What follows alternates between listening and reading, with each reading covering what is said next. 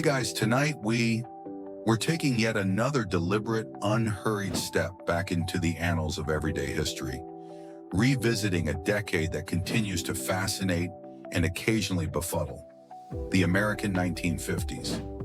We've already explored some of its more well-trodden paths, but tonight we're venturing onto some quieter side streets, uncovering memories that might be a little fainter, a little more personal, but no less evocative. Imagine a world where the click of a Zippo lighter was a common sound, where the future felt as wide and open as a newly paved interstate, and where the phrase, "goodness gracious, great balls of fire," was actually uttered with genuine enthusiasm. You're about to immerse yourself in an era of profound change and deeply ingrained tradition, a time of booming optimism shadowed by a quiet hum of anxiety. Tonight's reality check? You probably wouldn't survive the sheer, unadulterated lack of irony, the earnestness, the belief in straightforward narratives, the almost complete absence of snark. It's a cultural landscape that would short-circuit your modern, sarcasm-honed brain. So before you get comfortable, take a moment to like the video and subscribe, but only if you genuinely enjoy what I do here. And as always, please do share your location and local time in the comments below. It's truly wonderful to see our sleepy history community connecting from all corners of the globe. Now dim the lights, maybe turn on a fan for that soft background hum, and let's ease into tonight's journey together. Your first immersion into this new layer of the 1950s isn't through a grand event, but through a simple, everyday pleasure, the newsstand. But this isn't just a rack of today's headlines. It's a vibrant, overflowing emporium of print, a visual feast for a nation hungry for information and entertainment. Picture yourself standing before a sprawling display, perhaps outside a drugstore or in a bustling train station. Your eyes are met with a kaleidoscope of glossy covers, Life magazine, with its powerful photojournalism, capturing pivotal moments in everyday Americana. Look, its close competitor, offering similar visual storytelling, and the Saturday Evening Post, a beloved institution with its iconic Norman Rockwell covers depicting an idealized, heartwarming vision of American life. These weren't just magazines. They were windows onto the world, shapers of opinion and purveyors of dreams. You'd pick one up, the smooth, heavy paper cool in your hands, the scent of ink and possibility rising from its pages. Inside, you'd find stunning photography, in-depth articles, short stories by acclaimed authors, and, of course, advertisements. So many advertisements, promising a better life through a new brand of cigarettes, a more powerful laundry detergent, or the latest model of automobile with fins that could rival a small aircraft. These magazines were a shared cultural experience. Families subscribed, and copies were passed around, read avidly, and discussed. They brought the Korean War into living rooms, celebrated the achievements of scientists and movie stars, and offered glimpses into exotic foreign lands. They also undeniably presented a particular, often predominantly white middle-class, vision of what America was and should be. The sheer volume of these publications, alongside countless other specialized magazines for hobbies, homemaking, and pulp fiction, speaks to a time when print was king before television fully asserted its dominance. You might spend a good while just browsing, captivated by a photo essay on a Hollywood starlet or an article detailing the latest scientific breakthroughs in kitchen design. It's a far cry from scrolling through a news feed. The tactile experience of turning a page, the sheer weight of the magazine in your lap, offering a different kind of engagement. One popular section in many magazines was the letters to the editor, a pre-internet comments section where readers passionately debated the issues of the day. Historians still argue about the extent to which these mass circulation magazines reflected American society versus actively shaping its values, aspirations, and consumer desires. Were they mirrors or molders? Perhaps a bit of both, a complex interplay of observing and influencing. A quirky tidbit is the sheer number of mail-away offers and contests found within their pages. Everything from learning to draw via correspondence course to winning a lifetime supply of soap or a chance to name a new shade of lipstick. You'd find yourself pondering the lives lived between those glossy covers, the hopes and fears of a nation on the cusp of immense change, all bound together by staples and sold for a quarter. The rustle of those pages is a sound that echoes with the ambitions and anxieties of an entire generation. You'd probably be tempted to buy a copy of Life just to see what all the fuss was about, and then spend the rest of the evening marveling at how much a new refrigerator cost back then. Having absorbed the glossy promises and compelling narratives of the newsstand, your next foray into the financial realities of 1950s life might take you to the local bank. This isn't the anonymous, ATM-dotted, app-driven experience of today. Stepping into a 1950s bank was often an entry into a more formal and arguably more personal world. Imagine a solid, often imposing building, perhaps with marble floors, brass fittings, and teller windows protected by sturdy grills. There's a hushed, serious atmosphere, the quiet click-clack of adding machines and the murmur of polite conversation.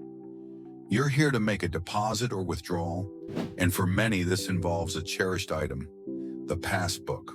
The bank passbook, a small booklet in which all transactions, deposits, withdrawals, and interest earned were meticulously recorded by the teller, was a tangible symbol of savings and financial prudence in the 1950s.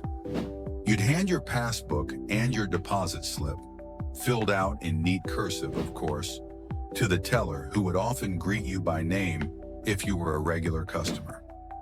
The teller, likely a man in a crisp shirt and tie, or a woman in a smart blouse, though managerial roles were overwhelmingly male, would take your passbook, perhaps make an entry in a large ledger, and then, with a satisfying thunk and whir, insert your passbook into a special machine that would print the updated transaction and balance. There was something deeply reassuring about seeing those figures appear in neat print, a physical record of your financial diligence. Interest rates on savings accounts were modest, but the act of saving was heavily encouraged, seen as a cornerstone of responsible citizenship and a pathway to achieving the American dream of homeownership or a comfortable retirement. You might even get a promotional calendar or a branded pen for being a loyal customer. Little things, but they fostered a sense of connection. This was an era before widespread credit card use. Most everyday transactions were conducted in cash. Checks were common for larger bills. The idea of instant electronic fund transfers or online banking would have sounded like pure science fiction. If you needed money, you went to the bank during banking hours, which were often quite limited. No 24/7 access here. Planning your finances required a different kind of foresight. Historians still debate whether the more personal, face-to-face nature of 1950s banking fostered greater financial literacy and trust, or if it simply represented a less efficient system with limited accessibility for many. Did knowing your teller by name actually make you a better saver, or just make the queues longer? A quirky aspect of 1950s banking, particularly in smaller towns, was the various giveaway promotions to attract new customers or encourage savings. You might get a free toaster for opening a new account, or a set of dishware for maintaining a certain balance. These incentives seem quaint now, but they were a part of the competitive landscape. Imagine trying to explain your mobile banking app, with its facial recognition and instant transfers, to someone whose primary interface with their money is a passbook and a friendly teller named Mr. Henderson. They'd probably think you were describing some sort of magic.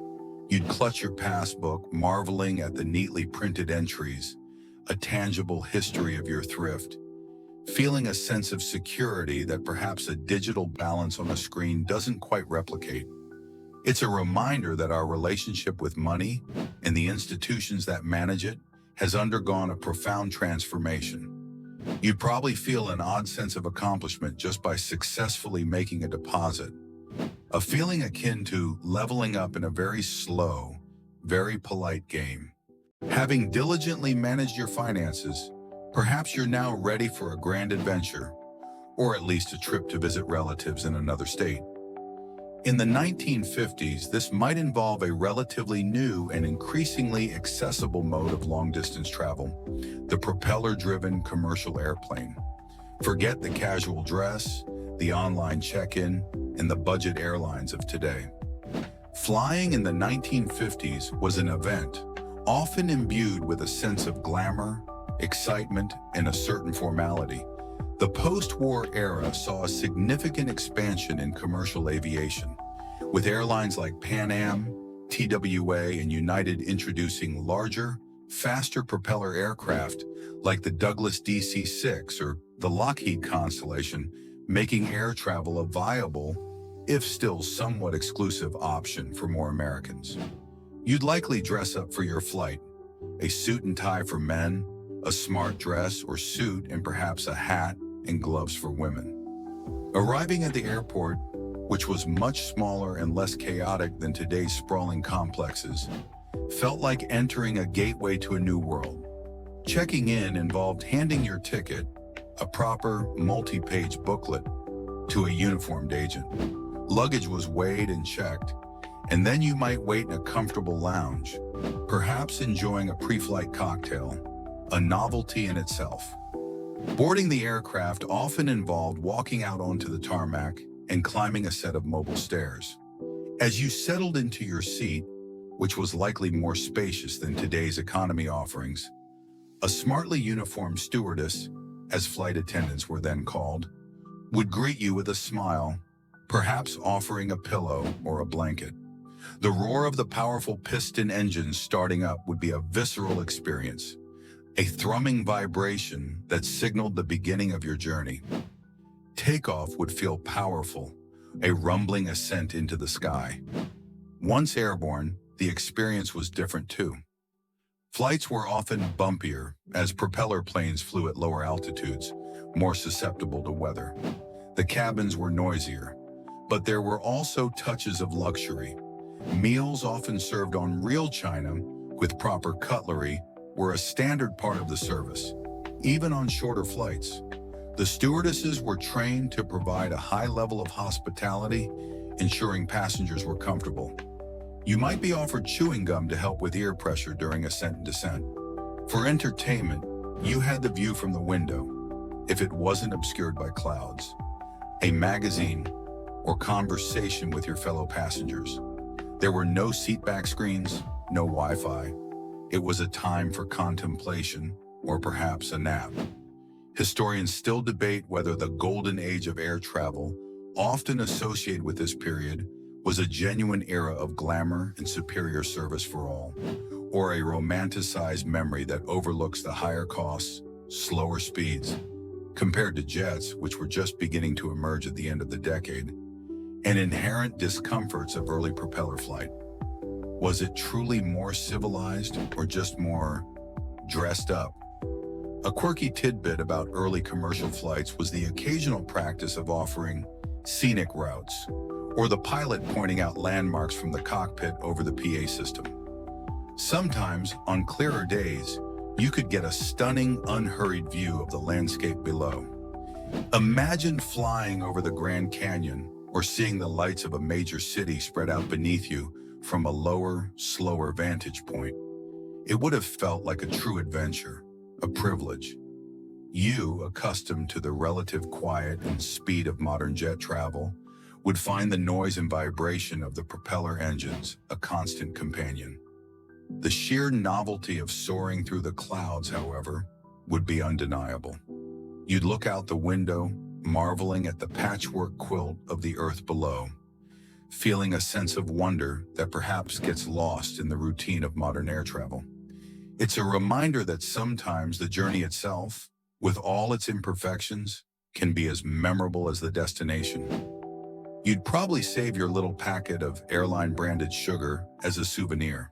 Back on solid ground, and perhaps with your feet itching for simpler pleasures after the thrill of propeller flight, you might find yourself observing or even participating in the timeless street games and sidewalk chalk artistry of 1950s childhood. In an era before wall-to-wall digital entertainment and heavily scheduled after-school activities, the streets, sidewalks, and vacant lots were the primary playgrounds for many children. Unstructured, child-led outdoor play was the norm, fostering creativity, social skills, and a healthy dose of scraped knees. Armed with a piece of chalk, a handful of marbles, or just boundless energy, kids would transform their neighborhoods into arenas of imagination and friendly competition.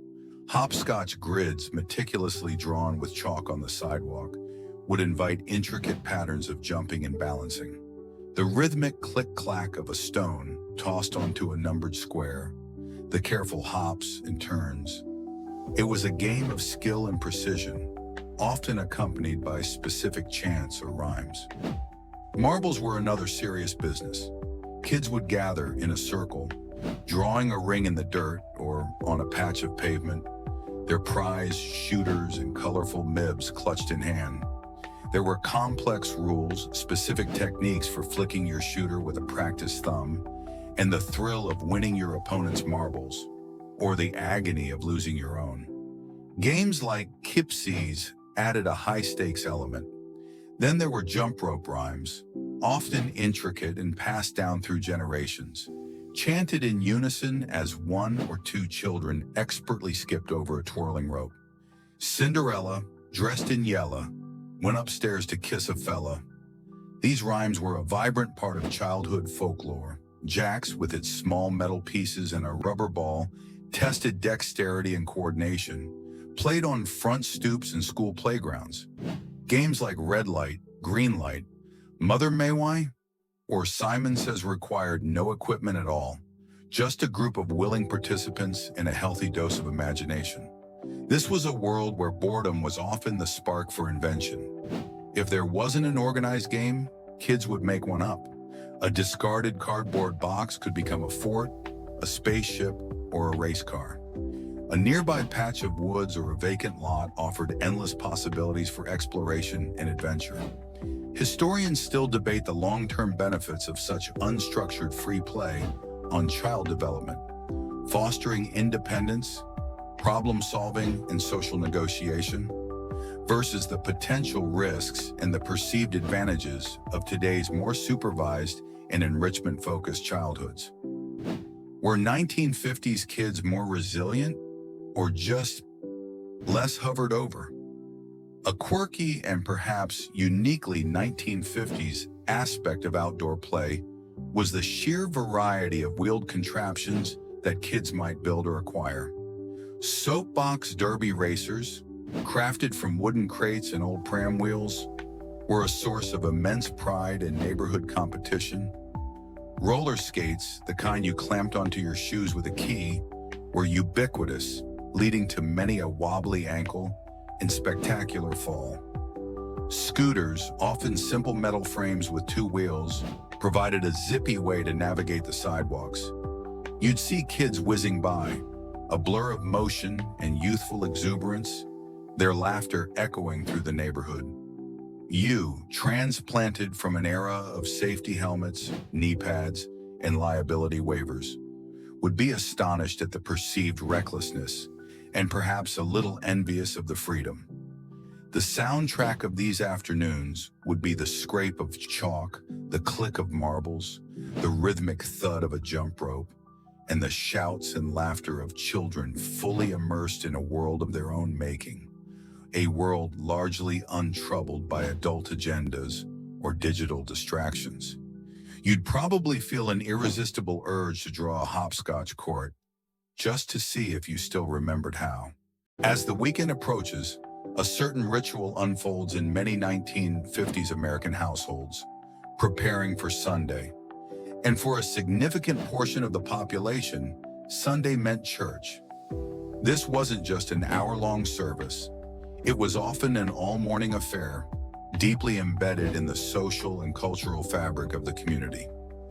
The preparations began on Saturday night, with shoes being polished and Sunday best outfits being laid out.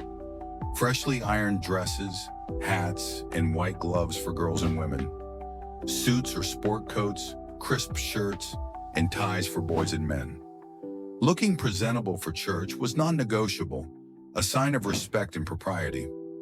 On Sunday morning, families would pile into the car or walk, if they lived close enough, and head to their local Protestant church, Catholic parish, or Jewish synagogue. Church attendance was notably high in the 1950s, often seen as a marker of good citizenship and family values, especially amidst the backdrop of the Cold War and its emphasis on religious faith as a bulwark against godless communism. Sunday school was a common precursor to the main service for children, where they would learn Bible stories, sing hymns, and perhaps engage in craft activities related to the lesson. The main service itself would involve prayers, hymns sung by the congregation, often accompanied by a powerful organ, a sermon delivered by the minister, priest, or rabbi, and perhaps a choir performance.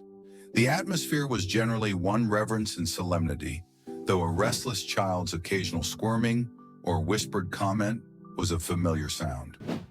After the service, there was often a period of socializing outside the church, a chance for community members to catch up, share news, and reinforce social bonds. This was where much of the town's informal networking happened, but the church's role often extended beyond Sunday morning. Many churches hosted a variety of social events throughout the week or month. Potluck suppers, where families would bring a covered dish to share, leading to a delightful, if sometimes unpredictable, smorgasbord. Church bazaars or fairs, with homemade crafts, baked goods, and games to raise funds, youth group meetings and activities, and various committees and service groups.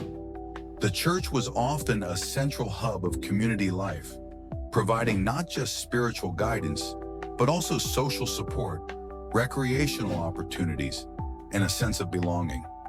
Historians still debate the extent to which the prominent role of churches in 1950s American life fostered genuine spiritual devotion and community cohesion versus enforcing social conformity and excluding those who did not adhere to mainstream religious norms. Was it a source of comfort and strength, or an instrument of social control? A quirky yet telling aspect of many church social events was the competitive spirit that could sometimes emerge, particularly around food. Whose Jell-O salad was the most elaborate? Whose fried chicken was the crispiest? Whose apple pie would disappear first from the dessert table at the potluck? These friendly rivalries were part of the fun, a way to showcase domestic skills and earn a bit of neighborhood renown. You, perhaps accustomed to a more secular or private approach to spirituality, would be struck by the pervasive and public role of religion in everyday life. The sheer number of people attending services, the assumption that everyone went to church, the way faith intertwined with social standing and community identity. It would be a profound cultural difference. You'd find yourself navigating these social waters carefully, trying to remember who brought which casserole, and perhaps marveling at the intricate hats some of the ladies wore, each a small masterpiece of millinery art. It's a reminder of a time when faith, family, and community were often inextricably linked, shaping the rhythms of daily existence in ways that are perhaps less visible, but no less powerful today. While the comforting routines of church socials and Sunday best played out on the ground, the skies above, and the very notion of what lay beyond them, were becoming a source of both profound anxiety and exhilarating possibility in the 1950s. This was the dawn of the space age, and its arrival was heralded not by a gentle awakening, but by a sudden, startling beep from orbit. The Soviet Union's successful launch of Sputnik 1, the world's first artificial satellite, on October 4, 1957, sent shockwaves across the United States, igniting fears of Soviet technological and military superiority and catalyzing the space race. Suddenly, the final frontier wasn't just a phrase from a Western, it was a tangible realm of geopolitical competition. The unassuming, beach ball-sized satellite, orbiting the Earth and transmitting its steady signal, became a potent symbol of a new era, one filled with both existential dread, what if they could launch weapons from space, and a dawning sense of wonder. This Sputnik moment had a profound impact on American society. It led to a renewed emphasis on science and math education in schools, a surge in government funding for research and development, and the creation of NASA in 1958. The Cold War, already a chilling backdrop to 1950s life, now had a new celestial dimension. But alongside the anxiety, there was an incredible surge of futuristic optimism and imagination, much of it fueled by the burgeoning genre of science fiction. Sci-fi movies, often B-grade but wildly imaginative, filled movie screens with images of flying saucers, alien invaders, rocket ships yatra to distant planets, and robots, sometimes helpful, sometimes menacing. Think The Day the Earth Stood Still, Forbidden Planet, or War of the Worlds. These films, while often reflecting Cold War paranoia, also tapped into a deep-seated human fascination with the unknown and the potential of future technology. Comic books and pulp magazines were rife with space adventures, daring astronauts, and bizarre alien life forms. Kids dreamed of becoming rocket pilots, and model rocket kits became popular toys. The design aesthetic of the era, already leaning towards sleek lines and futuristic curves, think those tail-finned cars, seemed to embrace this space-age sensibility. Historians still debate whether the primary driver of the early space race was genuine scientific curiosity and the pursuit of knowledge, or if it was almost entirely a proxy battle in the Cold War, driven by national prestige and military implications. Was the moonshot a quest for discovery, or a very expensive game of one-upmanship? A quirky and rather endearing manifestation of this space-age enthusiasm was the design of everyday objects that began to incorporate atomic or space motifs. Starburst clocks, boomerang-shaped coffee tables, amoeba-like patterns on Formica countertops, and light fixtures that resembled stylized atoms or satellites. These googie architectural and design elements reflected a popular fascination with the aesthetics of science and the future. You'd find yourself looking up at the night sky with a newfound sense of apprehension and wonder. The stars, once distant and poetic, now seemed to hold the possibility of Russian satellites, or perhaps something even stranger. The conversation at the dinner table might shift from neighborhood gossip to the latest news about rocket tests or speculation about life on Mars. You, with your knowledge of moon landings and Mars rovers, would feel like a visitor from that very future they were only just beginning to imagine. A future that was being born in a crucible of fear, ambition, and a dazzling, almost childlike, sense of scientific possibility. You'd probably start humming the theme from The Twilight Zone, feeling the delightful shiver of the unknown. As the excitement of the dawning space age filled the airwaves and imaginations, a more ancient, earthy rhythm continued to mark the passage of seasons in many 1950s American homes.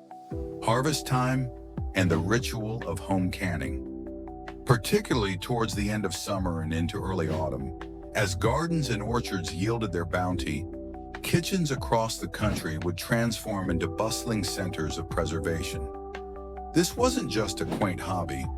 For many families, especially those with victory gardens, still thriving from wartime efforts or those living in more rural areas, home canning was a practical way to put up fruits and vegetables, ensuring a supply of jams, jellies, pickles, and preserved produce to last through the lean winter months. The kitchen would be hot and steamy, filled with the sweet aroma of simmering fruit or the tangy scent of pickling spices. Large pots would bubble on the stove, sterilizing mason jars, those iconic glass containers with their two-part metal lids, and processing the filled jars to create an airtight seal.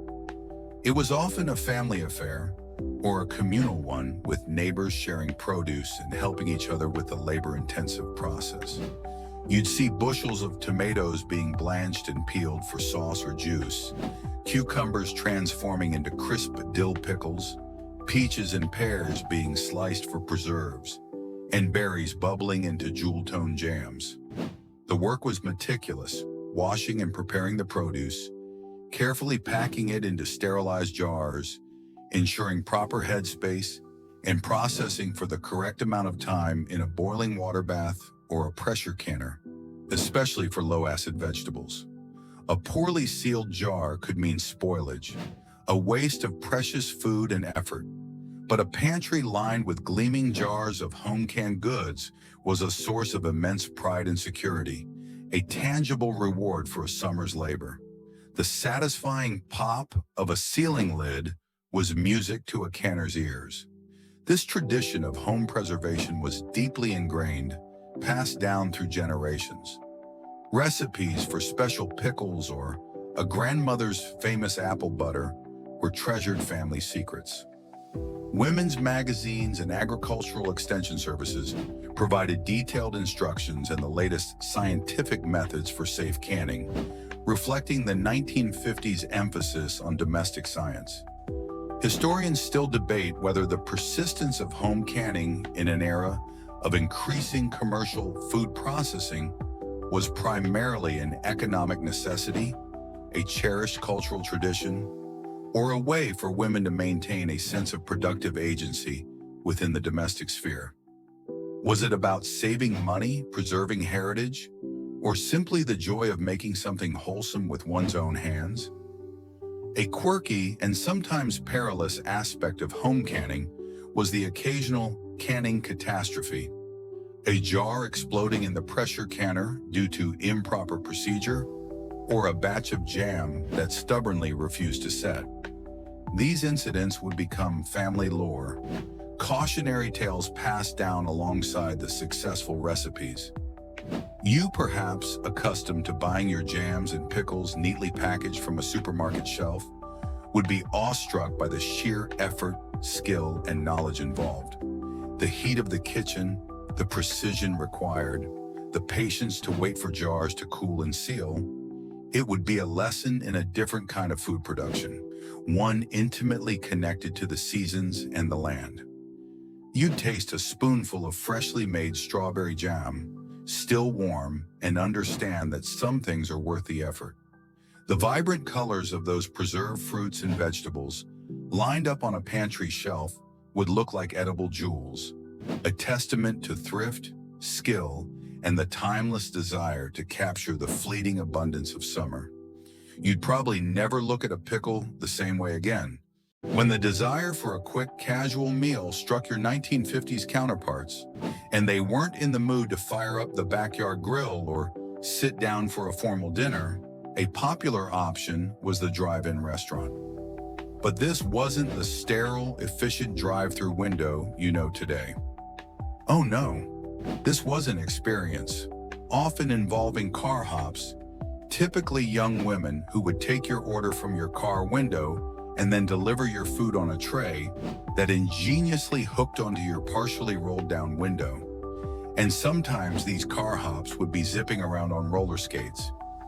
It was a delightful blend of convenience, novelty, and a dash of showmanship. You'd pull your gleaming automobile into a numbered parking spot, often under a large, brightly lit canopy, peruse the menu, perhaps a backlit board or a handheld one brought by the car hop, and then place your order for hamburgers, cheeseburgers, French fries, onion rings, and of course, thick, creamy milkshakes or malts. The car hop, often dressed in a smart, sometimes themed uniform, would glide or skate back to the kitchen, and then return with your meal artfully balanced on that special tray. Eating in your car became a social event. Teenagers on dates, families looking for an easy night out, groups of friends. The drive-in was a democratic space, welcoming to all. The food was typically straightforward American fare, but it was the experience that was the main draw. The flashing neon signs, the popular tunes blaring from outdoor speakers, or sometimes individual speakers you could hook inside your car. The lively chatter from other cars, it created a vibrant, uniquely American atmosphere. The peak popularity of drive-in restaurants in the 1950s and early 1960s coincided with America's burgeoning car culture and the desire for convenient, family-friendly dining options. Brands like A&W, with its signature root beer floats, or local independent drive-ins, became beloved institutions. The roller skating car hop, in particular, became an iconic image of the era. It required a surprising amount of skill and balance to navigate a busy parking lot, carrying a loaded tray, all while on wheels. They were a symbol of youthful energy and a certain can-do spirit. Historians still debate whether the drive-in restaurant experience primarily celebrated the freedom and individualism of car culture, or if it was an early step towards the more impersonal, standardized model of fast food that would come to dominate later decades. Was it a charming novelty or the beginning of the end for more leisurely sit-down dining?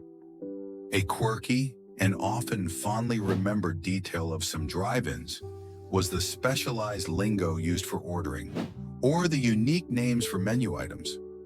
You might order a suicide, a mix of all available soda fountain flavors, or a drag-'em-through-the-garden hot dog, loaded with all the toppings. It added to the fun and the sense of being part of a particular subculture. You, sitting in your car, perhaps with the windows fogging up on a cool evening, would marvel at the efficiency and cheerful service. The crinkle of the wax paper wrapping your burger, the cold sweetness of your milkshake sipped through a paper straw, the distant sound of rock and roll. It would be a sensory immersion in a specific kind of 1950s Americana.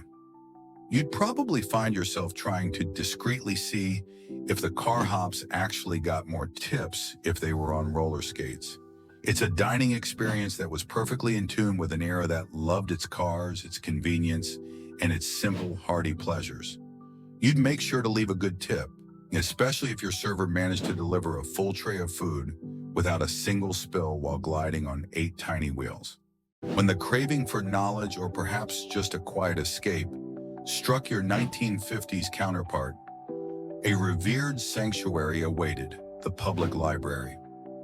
In an era before the internet placed the sum of human knowledge at our fingertips, the library was a vital community resource, a gateway to learning, imagination, and a world beyond one's immediate surroundings.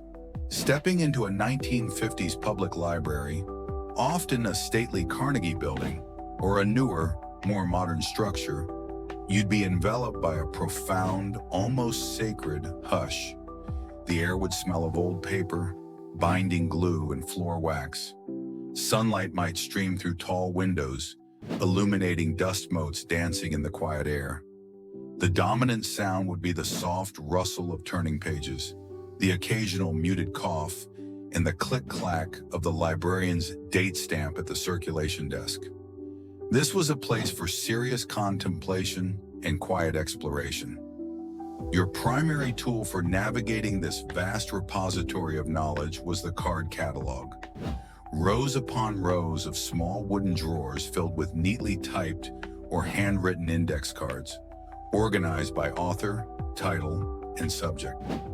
Finding a specific book involved a patient, methodical search through these cards, deciphering the call numbers, and then embarking on a quest through the towering shelves, or stacks. And what system guided this quest?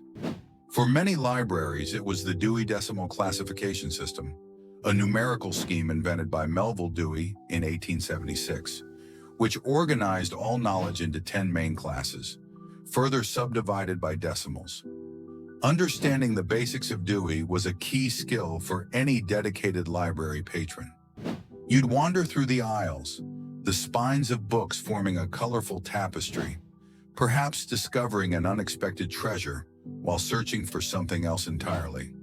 The librarian, often a stern but helpful figure, was the guardian of this domain, ready to assist with research questions, recommend books, or gently remind patrons to maintain the sacred silence. Shh was a sound both feared and respected. The library wasn't just for adults. The children's section, often brightly decorated and filled with picture books and adventure stories, was a magical place. Story hours where a librarian would read aloud to captivated groups of youngsters were a popular event. For teenagers, the library offered a quiet place to study, to explore new interests, or perhaps to discreetly meet up with friends. Historians still debate the extent to which public libraries in the 1950s truly served as democratizing institutions, providing equal access to information for all, versus reflecting the societal biases and limitations of their time and their collection policies and accessibility. Were they truly open to everyone? And did their shelves represent a diverse range of voices and perspectives? A quirky and sometimes frustrating aspect of borrowing books was the due date stamp. The librarian would stamp the return date onto a card in a small pocket inside the book's cover. Forgetting this date could result in overdue fines, a source of minor anxiety for many a young reader. You, accustomed to instant keyword searches and digital catalogs, would find the process of locating a specific piece of information remarkably, almost painfully, analog. Yet there was a certain satisfaction in the hunt, in the physical act of pulling a book from the shelf, feeling its weight and opening its pages. The serendipity of discovery, stumbling upon an unexpected author or topic while browsing the stacks, is an experience that algorithms rarely replicate. You'd probably feel a profound sense of respect for the sheer volume of information contained within those walls, and for the quiet dedication of those who curated and protected it. You might even be tempted to try and reshelve a book yourself, only to be met with a polite but firm correction from the ever-vigilant librarian. After a week of school, work, and perhaps a trip to the bustling library or the lively drive-in, Sunday would arrive in 1950s America, and with it, often, a profound and legally mandated stillness. This was the era of blue laws, state or local ordinances that restricted or prohibited most forms of commercial activity on Sundays, rooted in religious traditions emphasizing a day of rest and worship. For many, particularly in more conservative communities, this meant that most stores, department stores, grocery stores, hardware stores, were closed. Professional sporting events might be restricted. Even activities like mowing your lawn could be frowned upon, or in some places, technically prohibited as it disturbed the Sabbath peace. The result was a day that felt markedly different from the rest of the week. Quieter, slower, more focused on family, faith, and leisurely pursuits. With most shops shuttered, the options for what to do on a Sunday were more limited, often revolving around home and community. After church services, as we've discussed, the afternoon might be spent visiting relatives, a common and important ritual for maintaining family ties. Large Sunday dinners, often featuring a roast chicken or pot roast, were a staple in many households, a time for the family to gather around the dining room table for a more formal meal and conversation. Board games, card games, or reading might fill the quieter hours. For children, it could be a day for outdoor play in the neighborhood, as long as it wasn't too boisterous. The streets would be noticeably less trafficked, the general hum of commerce absent. It was a forced pause, a societal deep breath before the start of another busy week. Of course, not everyone appreciated this enforced quietude. For those not adhering to the dominant religious traditions, or for those who simply found the restrictions inconvenient, blue laws could be a source of frustration. Historians still debate the true impact and intent of blue laws, whether they genuinely protected a valuable day of rest and family time, or if they represented an unconstitutional imposition of religious values on a diverse populace and an unwarranted interference in commerce. Were they a bulwark against an encroaching commercialism or an anachronistic infringement on personal liberty? The arguments were, and in some places still are, quite vigorous. A quirky and often contentious aspect of blue laws was the sometimes arbitrary nature of what was permitted versus what was prohibited. For example, you might be able to buy gasoline, as travel was often considered a necessity, but not a new set of tires. A pharmacy might be open to dispense medicine, but not to sell cosmetics or magazines.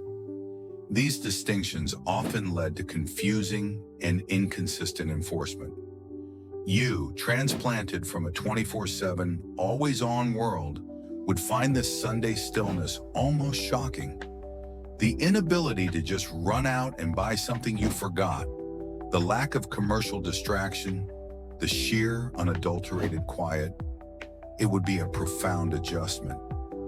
You might initially feel a sense of boredom, of being hemmed in, but perhaps after a while, you'd begin to appreciate the different rhythm, the opportunity for unhurried conversation, a long walk, or simply the chance to read a book without interruption. It's a reminder that downtime wasn't always something to be filled with productivity or consumption. Sometimes it was just time. You'd probably find yourself staring out the window a lot, wondering what everyone else was not doing. The enforced quiet of a Blue Law Sunday, with its shuttered shops and hushed streets, might have given your 1950s counterparts ample time for reflection, or perhaps for a different kind of community engagement. The neighborhood get-together. While grand parades and church potlucks marked larger communal moments, the smaller, more informal gatherings, a backyard barbecue, a spontaneous front porch chat, or kids organizing a game of kick the can as dust settled, were the connective tissue of daily life. Imagine the scent of charcoal briquettes starting to glow in a neighbor's newfangled Weber kettle grill. A relatively new invention in the 1950s that was beginning to revolutionize backyard cooking. The rise of suburban backyard barbecue culture, fueled by post-war prosperity and the move to houses with yards, became a significant leisure activity and social ritual in 1950s America. Mr. Johnson from next door, resplendent in a Kiss the Cook apron, perhaps a gag gift, perhaps not, might be expertly flipping burgers or charring hot dogs, while Mrs. Johnson ferries out bowls of potato salad and coleslaw. Kids from several houses would be running wild in the combined yard space, their shouts and laughter a familiar soundtrack. These gatherings weren't always planned events. Often they just happened. Someone would be out mowing their lawn, on a Saturday, of course, to avoid blue law infractions, and a conversation would strike up over the fence. This might lead to an offer of a cold lemonade, which could then evolve into an impromptu gathering on someone's patio as other neighbors wandered over, drawn by the sound of conversation and the promise of a shared moment. The topics of conversation would be a mix of the mundane and the momentous, the latest antics of their children, crabgrass eradication strategies, the rising price of coffee, who was dating whom, and inevitably the ever-present anxieties about the Cold War or the latest news about those mysterious flying saucers. It was here in these casual interactions that a sense of neighborhood identity was forged. You'd know whose dog was prone to digging up flower beds, who made the best deviled eggs, and who could be relied upon for a cup of sugar or a sympathetic ear. It's a level of casual intimacy that can feel somewhat lost in our more private, digitally mediated lives. One popular joke was that you knew it was summer when you could smell your neighbor's barbecue 3 blocks away, and your mouth started watering before you even got an invitation. Historians still debate the extent to which these idealized images of close-knit, friendly 1950s neighborhoods accurately represent the lived experiences of all residents, or if they mask underlying social pressures, conformity, and subtle forms of exclusion based on race, class, or perceived otherness. Was it a genuine utopia of neighborly bliss, or a carefully curated performance of community? Perhaps, as with most things, the truth lies somewhere in between. The pressure to keep up with the Joneses, to maintain a perfect lawn and a smiling facade, was certainly real. Yet so too was the comfort of knowing there were people nearby who shared your daily rhythms and understood the unspoken rules of your small world. A quirky and often very visible aspect of 1950s neighborhood life was the welcome wagon tradition.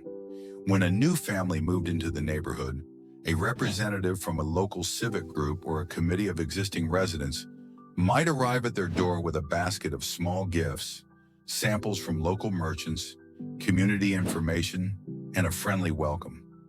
It was a way to integrate newcomers and foster a sense of belonging from day one.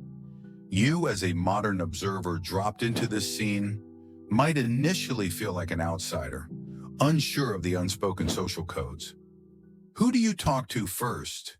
Is it okay to just wander into someone's backyard if you hear a party? But the genuine friendliness, or perhaps practiced neighborliness, would likely soon draw you in.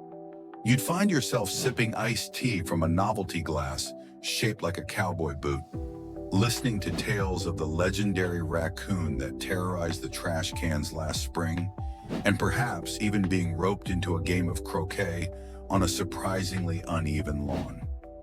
It's a reminder that community isn't just about grand gestures. It's built in these small, shared moments under the lazy haze of a summer evening, with the scent of burning charcoal and freshly cut grass in the air. You might even forget, for a little while, that you don't actually know these people's Wi-Fi passwords. As the shadows lengthen on these imagined 1950s days, filled with the rustle of magazines, the clink of passbook machines, the roar of propeller planes, the joyous shouts of street games, the solemnity of Sunday services, the futuristic gleam of space-age design, the steamy aroma of home canning, the cheerful clatter of drive-in trays, the sacred hush of libraries, the enforced quiet of Blue Law Sundays, and the easy camaraderie of backyard barbecues, you begin to feel a gentle sense of departure. The vibrant, often contradictory tapestry of this decade starts to soften, its sharp edges blurring into a fond, if somewhat bewildering memory. You've navigated a world without instant gratification, a world that demanded patience, conformity, and a remarkable ability to make your own fun. You've seen a nation brimming with post-war optimism, yet shadowed by existential anxieties, a society clinging to tradition while simultaneously hurtling towards a future it could only dimly perceive. The rapid suburbanization of America in the 1950s, with developments like Levittown, dramatically reshaped the physical and social landscape, creating new communities and new ways of life, but also contributing to urban decline and social segregation, a complex legacy that continues to be felt today. You recall the earnestness of it all, the sincere belief in progress, the unironic patriotism, the straightforward narratives presented in those glossy magazines and flickering newsreels. There was a certain innocence, perhaps, or at least a less cynical veneer than what you're accustomed to. The world felt, in some ways, smaller, more knowable. Your neighbors were actual people you interacted with, not just names on a screen. News arrived at a measured pace, allowing time for digestion, or perhaps for anxieties to fester without the constant barrage of updates. Entertainment was an event, something you dressed up for or gathered around a radio to experience collectively. The sheer effort involved in daily life, from manual chores to navigating social etiquette, would have been exhausting. Yet it also fostered a different kind of engagement with the world, a more hands-on, less mediated existence. Historians continue to grapple with the legacy of the 1950s, debating whether it was truly a golden age of prosperity and family values, or a period of stifling conformity, social injustice, and Cold War paranoia that papered over deep societal fissures. The truth, as always, is likely a messy, complicated combination of all these things. One final, quirky, and rather sweet aspect of 1950s culture was the widespread popularity of charm bracelets for girls and women. These bracelets would be adorned with tiny symbolic charms collected over time, each representing a memory, a hobby, an achievement, or a loved one. A miniature wearable scrapbook of a life, a tiny Eiffel Tower for a dreamed-of trip, a little pair of ballet slippers, a graduation cap, a heart from a sweetheart. It was a tangible personal way of storytelling, a collection of small treasures that held deep meaning. As you reflect on your journey through this fascinating decade, you might feel like you've collected a few intangible charms of your own. A memory of a perfect egg cream, the thrill of a roller skating car hop, the quiet satisfaction of a library discovery. The sounds of the 1950s begin to fade now. The crackle of the radio, the distant shouts of children playing hopscotch, the gentle whir of a passbook machine, the rumble of a V8 engine, the vivid images of poodle skirts and chrome fins, of Formica countertops and starburst clocks, start to recede, growing softer, more dreamlike. The weight of those unspoken social expectations lifts, and the need for constant, painstaking politeness can be set aside. You can breathe deeply now, without the constraint of a perfectly starched collar or the pressure to have the neatest lawn on the block. Allow the gentle, unhurried pace of that bygone era to seep into your consciousness, not as a challenge, but as a soothing balm.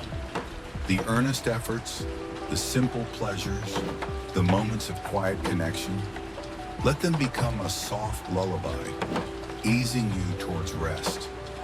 The world of the 1950s, with all its charm and its contradictions, has shared its stories with you. Now it's time to return to your own, to the familiar comforts of your own bed, your own time. Let the quietude of those blue law Sundays, the focused concentration of a child drawing a hopscotch grid, the peaceful absorption of a reader in a hushed library, guide you into a deep and restorative sleep. The anxieties of the Cold War and the beep of Sputnik can fade into the silence of the night, replaced by a sense of calm and gentle release. There are no more expectations to meet, no more social codes to decipher, only the soft embrace of your pillow and the promise of sweet dreams.